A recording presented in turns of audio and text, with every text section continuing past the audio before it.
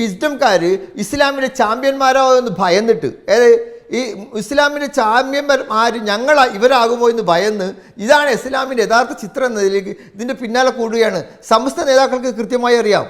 അതുകൊണ്ടാണ് ജിഫ്രി മുത്തുക്കോയ തങ്ങൾ ഇതിനെക്കുറിച്ച് അഭിപ്രായം പറയാത്തത്. കാന്തപുരം അബൂബക്കർ മുസ്ലിയാർ അഭിപ്രായം പറയാത്തതാണ്.